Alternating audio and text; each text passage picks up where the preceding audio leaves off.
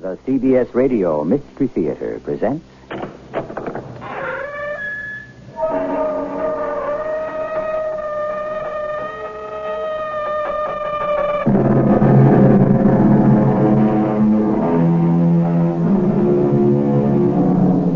Come in. Welcome. I'm E.G. Marshall. The more I see of the human species, the more surprised I become, and the less I seem to understand it. Take a young man, good education, fine family, and for no reason you can see, he goes wrong. You say to yourself, had he only used the brilliance he was endowed with, there's nothing worthwhile he couldn't accomplish. But something in his nature made him turn to a life of crime. This is the puzzle and the mystery of Michael Emerson. I'm afraid all the kid will get is a 3 to 5 year probationary sentence. I can't believe that. He ran his car right into my folks and killed them. I don't like it either, Mr. Emerson. Legal or not, I think it is an abuse of the youthful offender law. It's hard for me to believe that punk who killed my father and my mother, all he'll be charged with is stealing a car and driving without a license. He ought to get life.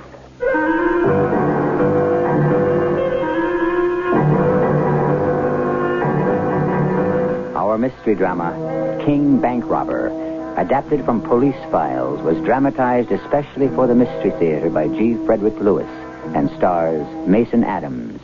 I'll be back shortly with Act One.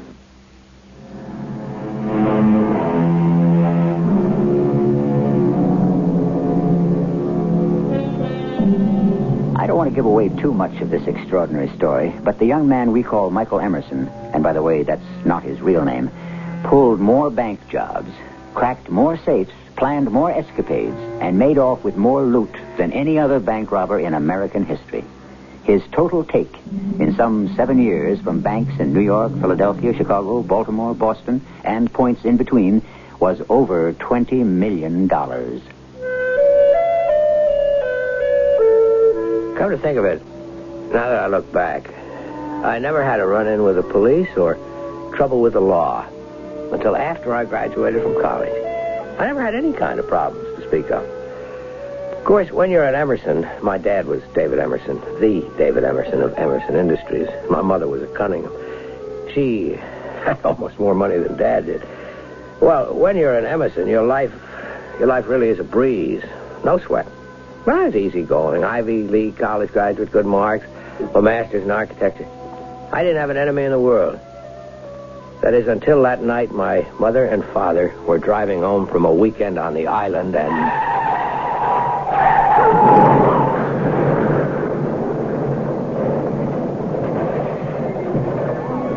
By the time the ambulance got there, it was all over. There wasn't enough left of either of them to put back together. What was I saying? Oh, yes, about enemies. A talk that I had with Detective Sergeant Sam Horton after the funeral. No, hold on, Mr. Emerson. Just you hold on. Are you telling me, Sergeant, that you aren't going to throw the book at this kid? We'll charge him for what he's done. Taking the lives of two innocent people with a stolen car. I don't know that the death of your parents warrants a murder charge. Here, look, let me explain it to you. This boy is 18. He's had 3 arrests on robbery and theft charges since he was 16. Now, up to now, he hasn't committed any Class A felonies, murder or kidnapping. He sure has now. Now, just you hold it, sir. Any offender between the ages of 16 and 19 is classified as a youthful offender under the law.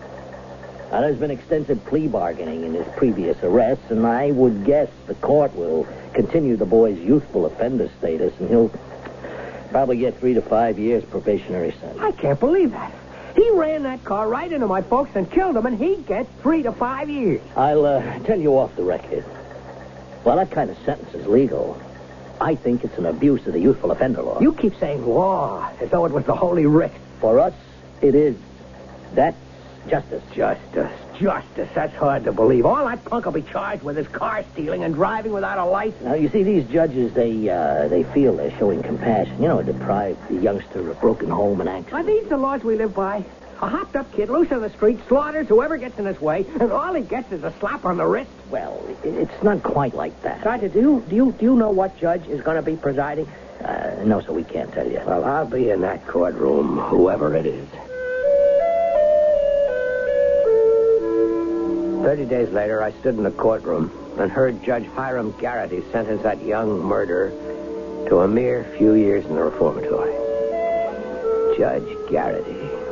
My mother had been a friend of his wife's, too. Used to go to the Paris dress showings together.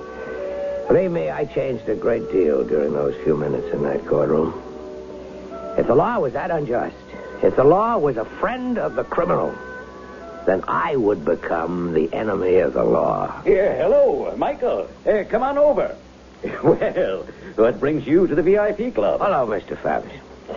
Watcher, this famous old club hasn't exactly been a bailiwick of mine, but I thought it was a favorite of Dad, so, well, I figured I'd stop by and get acquainted. Maybe even become a member. Oh, my dear boy.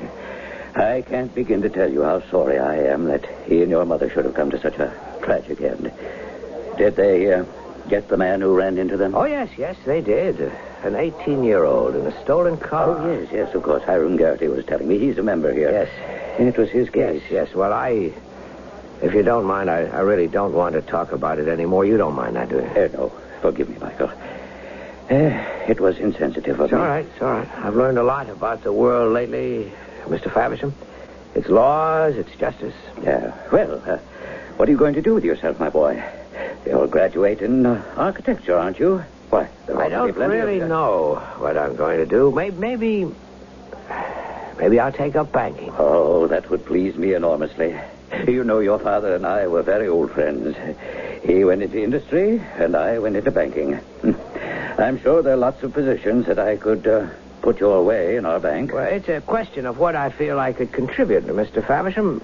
Architecture being my line, I was thinking of doing a book on various business institutions, a study of their design. Is their layout conducive to optimum product? Is the space utilized properly? Traffic flow and so forth. Well, it sounds interesting. Matter of fact, it occurs to me, Mr. Faversham, if you could let me have the blueprints of your bank, I might just begin on that. Why, I'm delighted to, Michael. I'll have them sent to you. You're still living at Fifth Avenue? Oh, yes, I'll never give that house up. My grandfather built it. I guess it's the only pure Italian Renaissance building in the city. Well, I'm wondering, Michael, it's a bit of a mausoleum for a young man like yourself to be rattling around in, but I can understand you're not wishing to move right now. Hard work will be the answer, Mr. Faversham. I'll be looking forward to getting those blueprints. It just crossed my mind. You must be familiar with my bank, the Manhattan National Savings Bank. It also looks a little Renaissance on the outside. Yeah, you needn't send me any exterior elevations. Just the floor plans of the bank will do. People have the idea that the rich and social only know the rich and social. Fact is, when you have money and influence, you can get to know anyone. You can buy anyone. It didn't take me long to find two professional safecrackers. You heard me right. Safecrackers. We met on the Lower East Side, on the waterfront. A good place to talk if you don't want to be overheard. Gentlemen, I'm glad to meet you. I'm Michael Emerson. Mr. Emerson, I'm Red Wilson. This is Charlie Harris. Hiya. Now, before we begin, I'm giving you each $1,000 in cash just to show my good faith.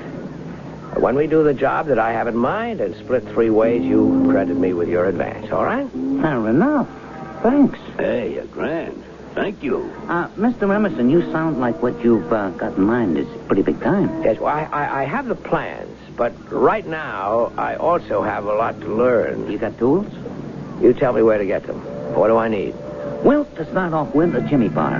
You know, nail puller one end, bill on the other. Heavy duty, real strong. So you can rack on them, beat with them. That's what you need to get into a building. Unless you're going to roof it, then you need roofing tools. My plan is to get one of you a job as a porter in the building. And that man lets us in. A warehouse? A bank. No kidding, Mr. Emerson. You can do that? One of you two will be the lookout, and the second man will help me with the vault. Well, then you need tools to punch with. What about a pneumatic drill? Charlie, will you let me? Tools to punch? You mean to blow the safe open? We never use nitro if we can help it. If you're caught with it in your car, they got a heavy law against that. No, when you punch a safe, you knock the dial off. You see, there's a pin inside, and that holds the tumblers in position. Knock that pin, the tumblers take a tumble, presto, The door opens. That easy? Right, you're out of it. I haven't had a punchable safe in years. You see, Mr. Emerson, they weld the plate now in the back. You try and punch that pin through the plate, you'll mushroom out and block the tumblers. Of course, if the box is the right kind, you could peel it. Yeah, you could. You should. Explain, gentlemen. Oh, you peel a box like a can of sardines if you got no key.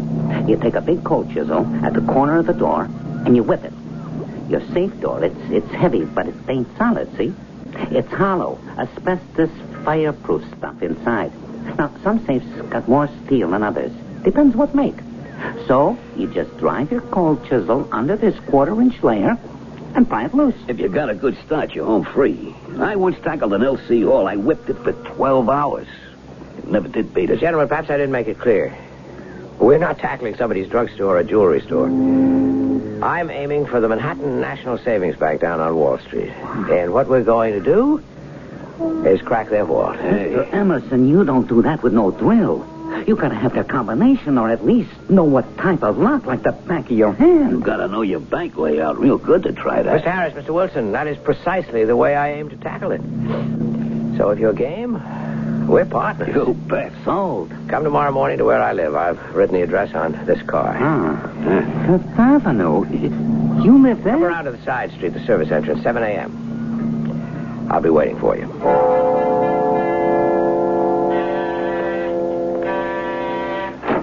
Good morning, gentlemen. Come on in. Follow me. Hey, you look at this. An elevator. Watch the door. There's room for the three of us.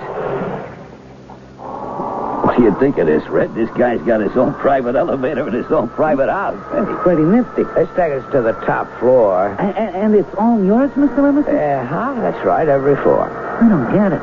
If you're rich enough to live like this, what do you want to pull a bank job for? Mr. Wilson, that's my own private affair. Oh, sorry. Here we are, gentlemen. Welcome to the Michael Emerson branch of the Manhattan National Savings Bank. Son of a gun. Wow. Will you look at that? Hey, is this for real? I mean, it looks real. You might call it a stage set. I've had this whole floor made to look exactly like the bank we're going to rob. What began as a personal vendetta against the law seems to be gathering a momentum of its own. There's more to this than an eye for an eye, a tooth for a tooth. The death of Michael's parents may have pulled the trigger, but I wonder, would this wealthy young socialite have turned against society anyway? What's behind all this? Let's see if there's an answer when I return shortly with Act 2.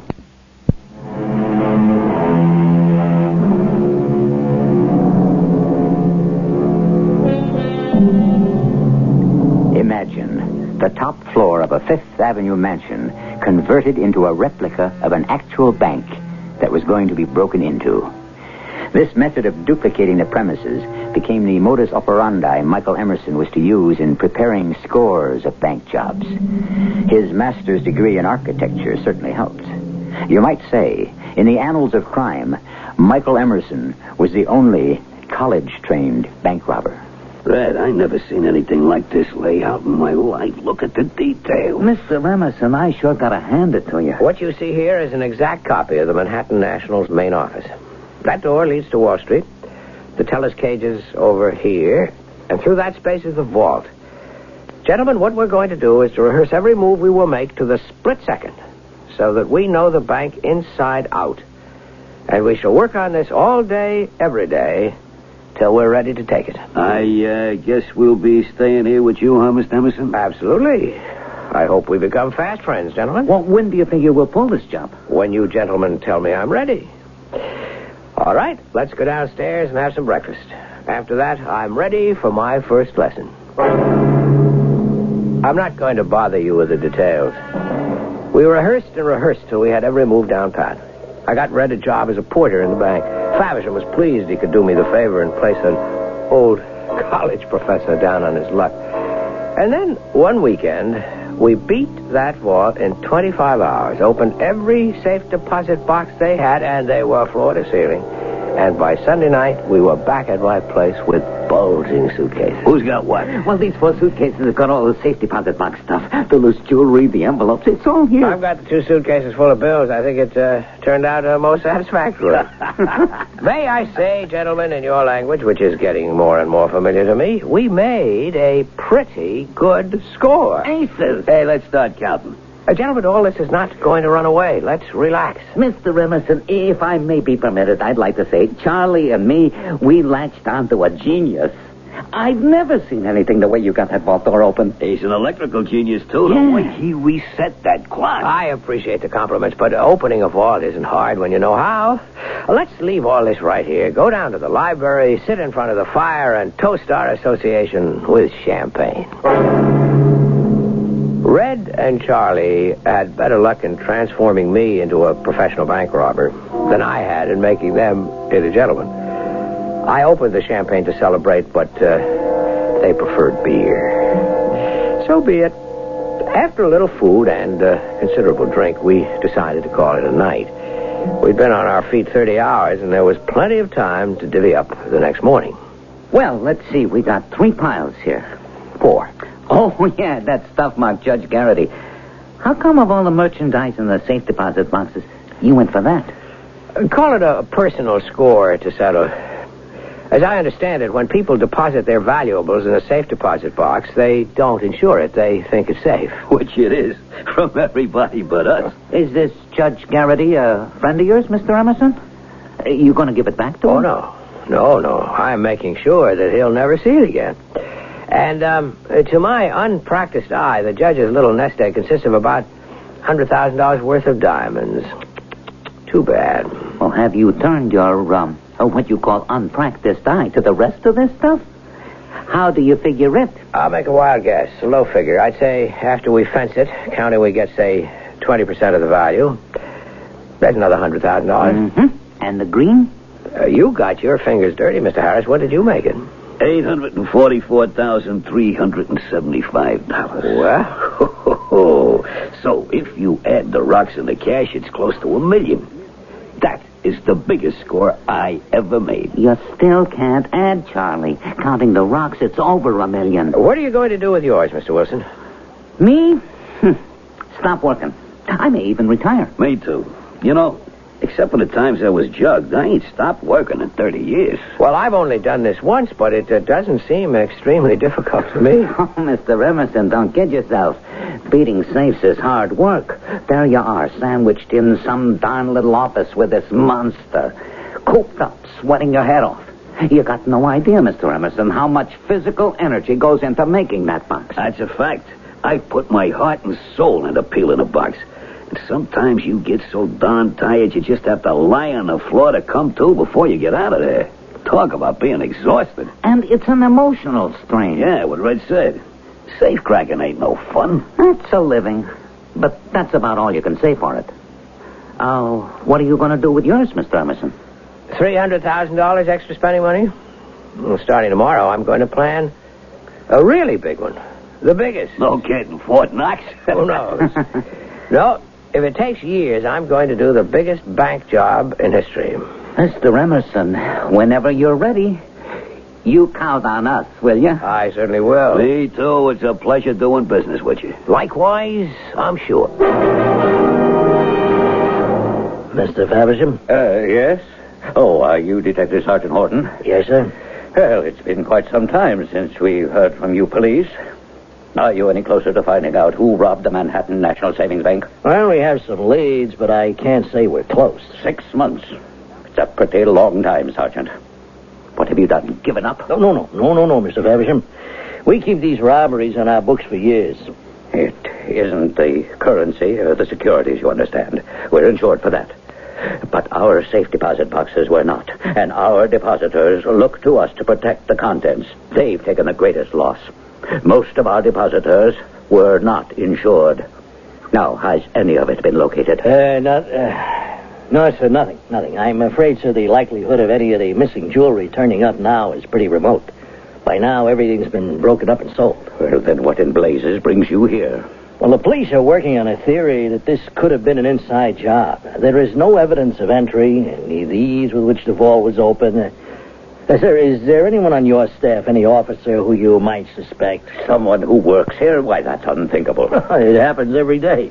Some disgruntled employee makes a deal with professional thieves. Now, we have reason to believe it a possibility, because there's been a raft of similar bank robberies up and down the East Coast and quite a few of the big cities. There is some mastermind behind all this.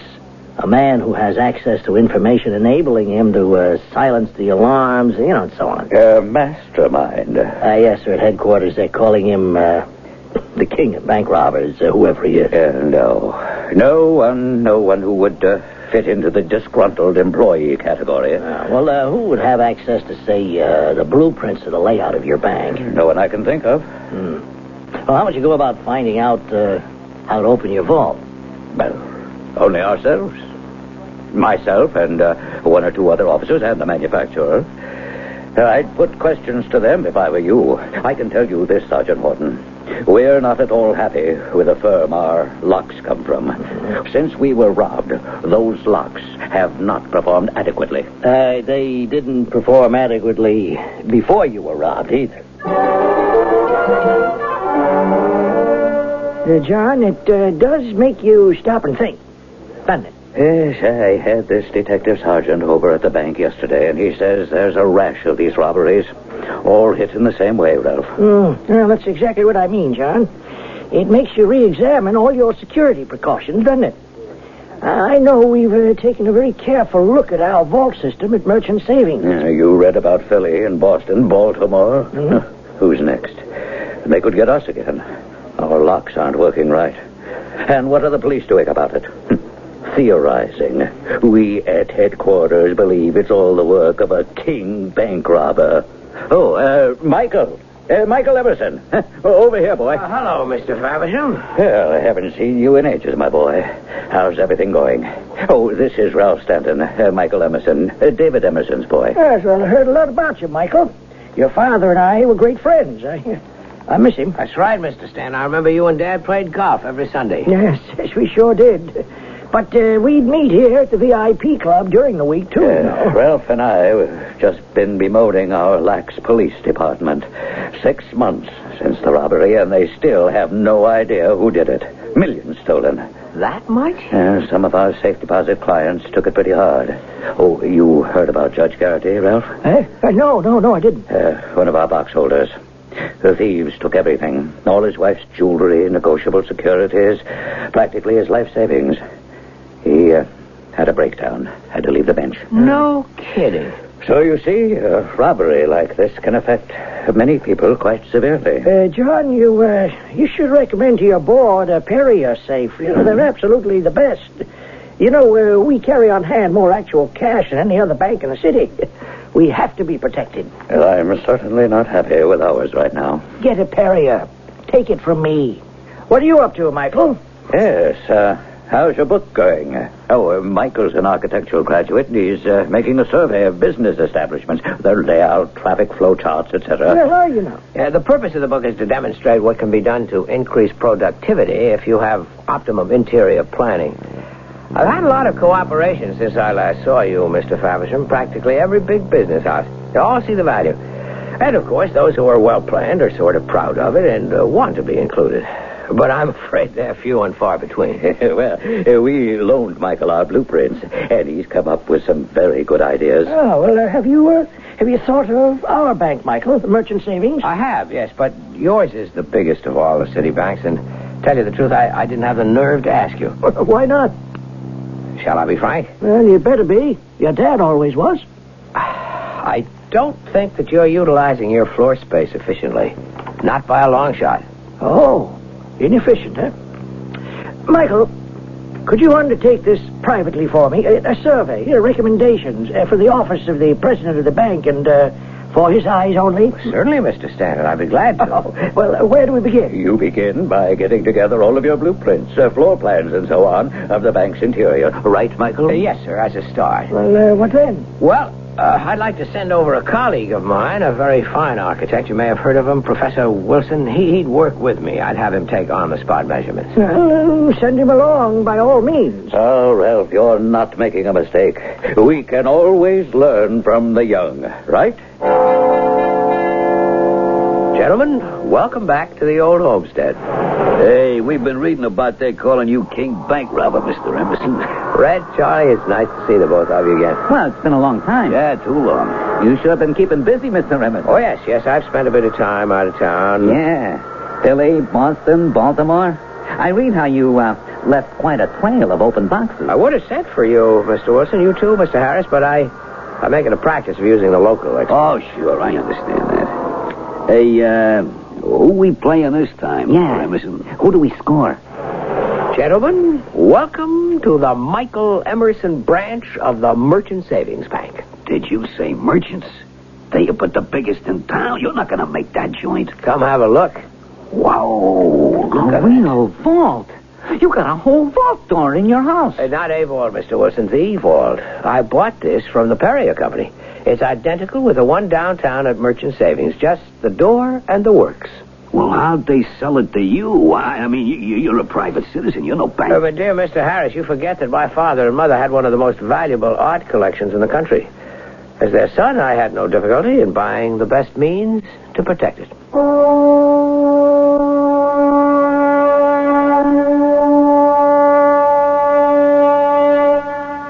Pile up a stack of dominoes. Push one, the others will all fall. So also goes the game of life. An accident. Father and mother killed. A judge hands down a light sentence. A son turns against the rule of law and organizes bank robberies. The judge's safe deposit box is emptied. The judge is ruined. But Michael Emerson's jousts with justice do not stop there. More when we return shortly with Act 3.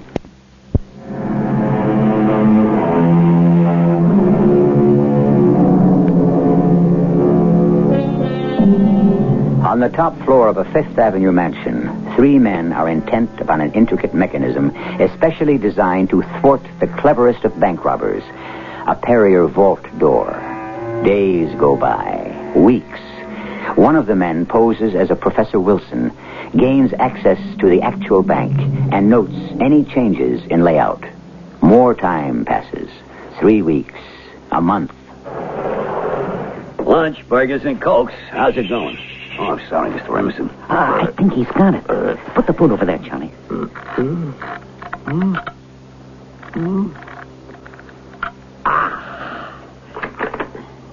She's open. Great. Marvelous, you did it. You got the monster open. This is terrific. Of course, we're not going to have 3 whole uninterrupted weeks inside the bank, but now I know what we did wrong and what we did right.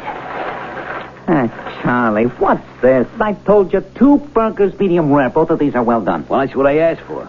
You never get anything I straight. said take it easy, you two. Look, I offered you filet mignon downstairs. Now, that offer is still good. Well, I'm not used to that fancy food. Meaning no offense.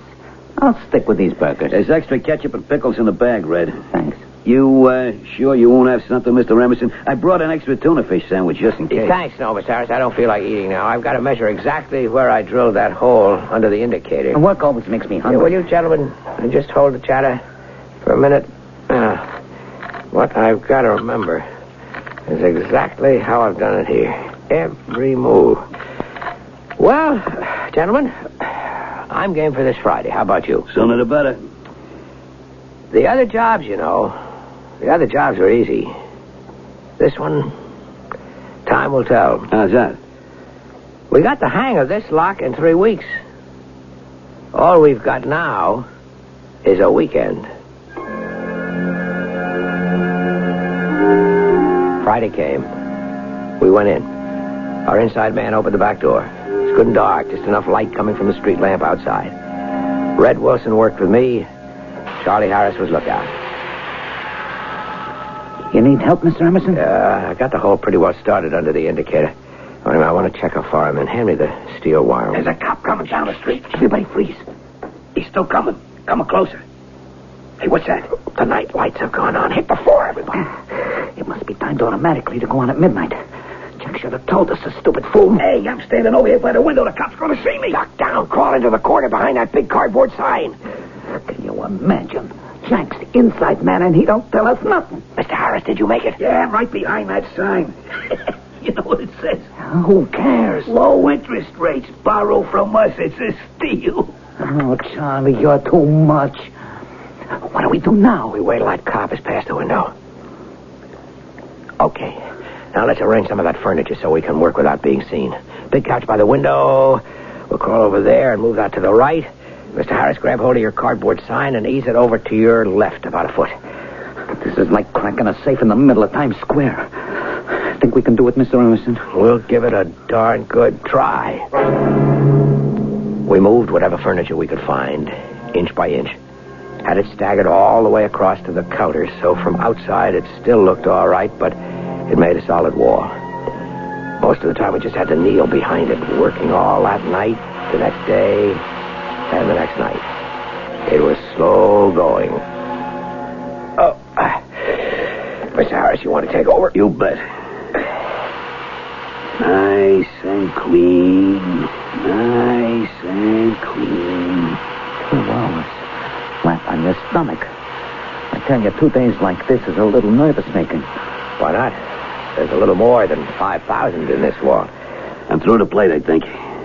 Yeah, I am. You're a good man, Johnny. Let me see. It's just after midnight. We have 24 hours. We ought to be out of here by Sunday midnight. By midnight Sunday. We worked around the clock, all of us did, taking turns snaking a hair-like piece of steel through the drilled hole. According to my calculations, I'd lined up the notches in the tumblers, but somehow we just couldn't get them to fall right. Monday morning was getting close. I give up. My arm's stiff. My knees going to sleep. Let me have another go at it. Here, hand me that steel wire. I know which tumbler's holding back. I can feel it. No matter how I poke, she won't move. It's starting daylight. What do we do? Better wrap it up. Move all the furniture back where it was and roll up the tools. You giving up? I sure am not. I'll putty up this hole and we'll be back here tonight. Should I leave a note for Jack? No. Charlie, are you kidding? You might as well talk. We'll be back right here on the floor. Who are you calling, Mr. Wilson? Jack, our inside man. He's usually home by 6. I want to make sure that everything's clear for tonight. Hello. Is this the Fulton Fish Market?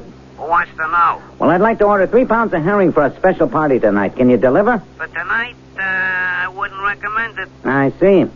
You have problems getting herring, huh? I'd say it's not safe to eat any fish for the next few days. That's your professional advice, is it? Yep. Too many sharks. Makes fishing too great a risk. I tell you, try us on Friday. That's usually a good day. Oh, of course, sure, I forgot. Friday's always a good day for fish. Mr. Emerson? Yes? I just spoke to Jack. He says no for tonight. The bank's found something wrong with the safe. He says, try Friday. I must have discovered where I plugged up the hole. I'd better get some details. Hey, Michael, come on in. What brings you to the bank? Oh, yes, of course, I know. John Faversham told you. As a matter of fact... Well, we're keeping it all very quiet. It's the kind of publicity no bank wants to have. You know, funny, I was talking to John this morning, and I told him we were lucky they couldn't get the vault door open. And that is the advantage of a Perrier lock combination. So whoever it was... Got nothing. Yes, we've installed a new lock plate, and as soon as it's possible, we'll put in a completely new unit. Lock plate? I'm afraid I don't understand. Yeah, well, never mind. What it does is jam the tumblers once and for all. So you folks can't use the vault, is that right? Yeah, that's right. Until we install a new unit, we can't get it open. But nobody else can either. Yes, well, now, what brings you down here? Well, nothing really. I just happened to be downtown. I thought I'd stop by and thank you for all the help you've been on my architectural project. Well, I'm sorry I haven't had a chance to study your recommendations yet, Michael. Well, I know very well that I never could have gotten as far as I did if it hadn't been for you.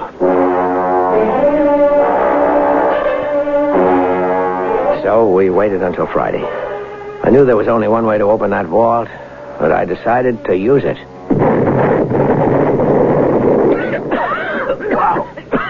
That does it. Wow. That just shows you. You could dynamite the Statue of Liberty and no one would pay any attention. Charlie, Red and I go inside the vault. When the smoke clears. We'll fill the suitcases and push them out here to you. And you know what to do. You pile the suitcases in one place as we fill them. Where do you want them? We'll stick them behind that cardboard sign. The one that says, borrow from us, it's a steal.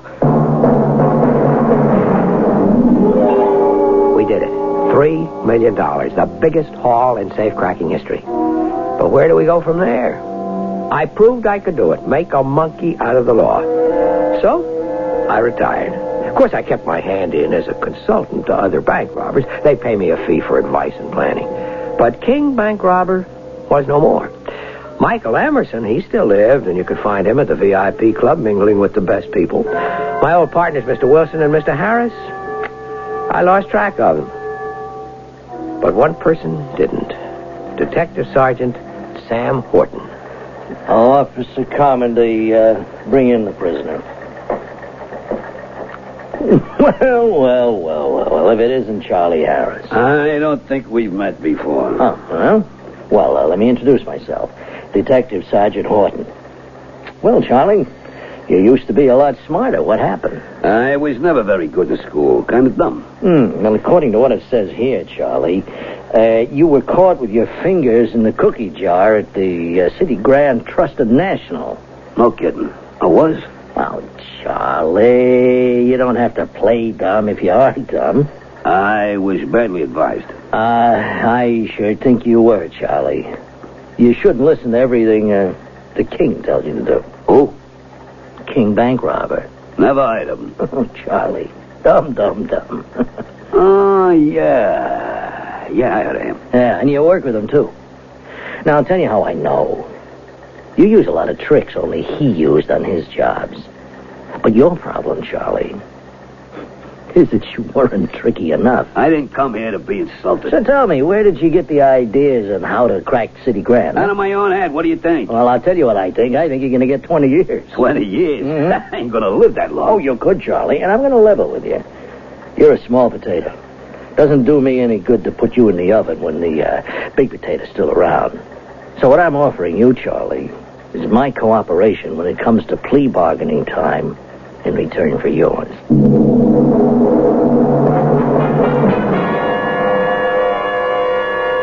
The bigger they are, the harder they fall. It's me I'm talking about.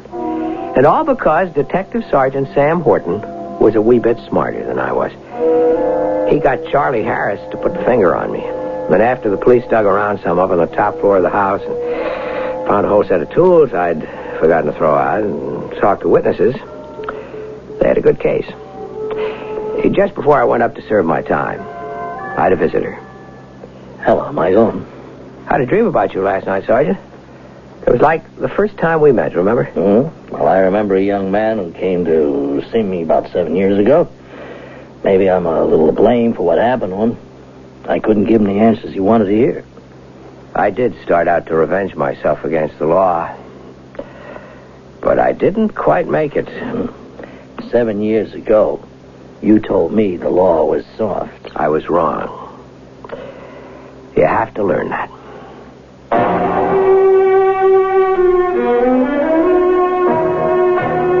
The story of Michael Emerson.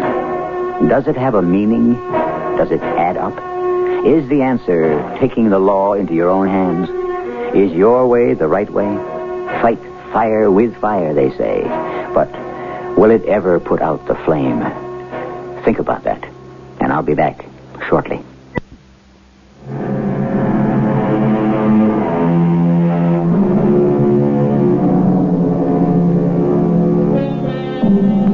The more I delve into the case histories of the men who commit crimes, the more I hear it's all someone else's fault. Every man in prison is innocent. Every convict was railroaded. Every law is unjust.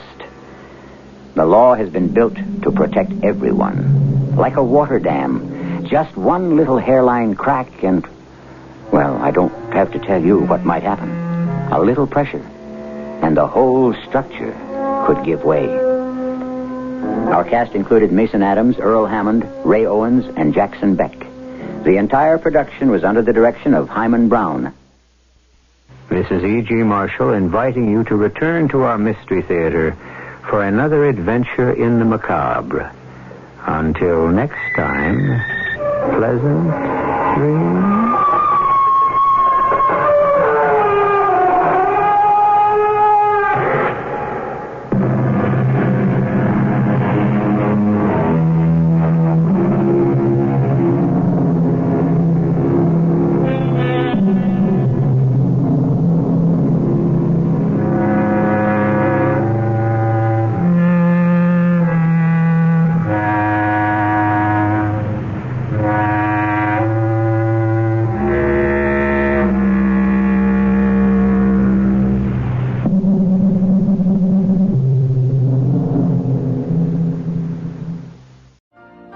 You've been listening to the OTR Gold Network.